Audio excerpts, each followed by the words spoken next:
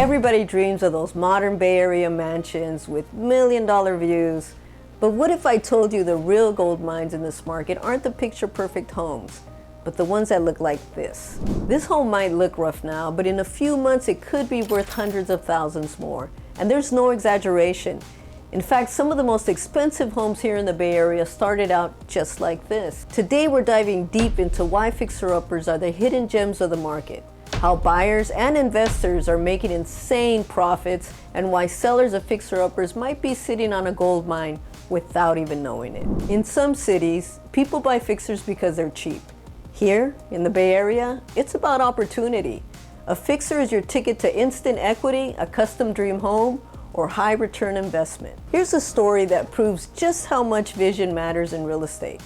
A home in Oakland sat on the market for 6 months, ignored by buyers because it looked like too much work. But a savvy investor saw the potential, scooped it up for $680,000, put $150,000 into renovations, and flipped it for $1.2 million in just 9 months. That's a $370,000 profit on a home nobody else wanted. Here's the thing.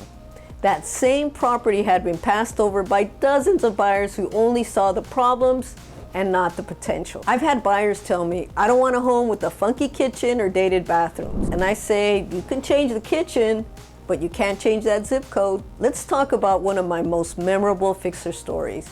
And it revolves around instant equity. A few years ago, I had a client named Lisa who was looking to buy her first home in Concord.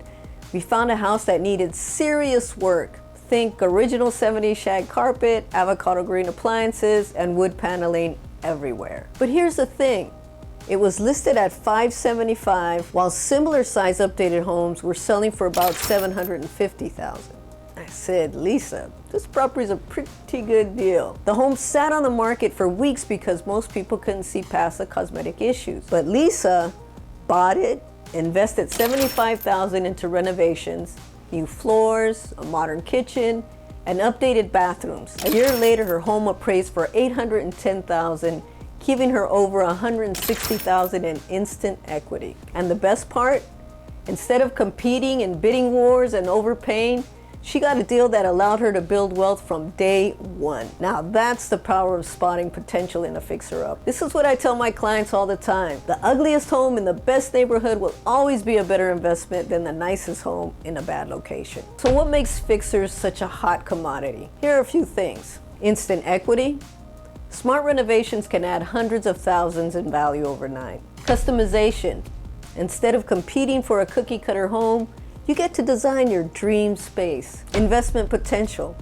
The Bay Area's real estate market favors long-term appreciation. Tech and investor demand.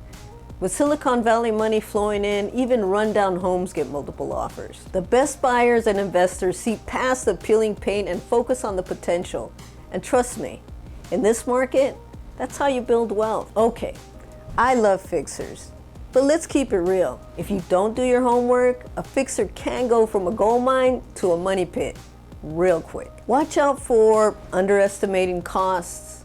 Renovations always take longer and cost more than expected. Permit nightmares. Some Bay Area cities have strict renovation rules. I'm looking at you, San Francisco. Structural issues. Foundation problems can be a deal breaker.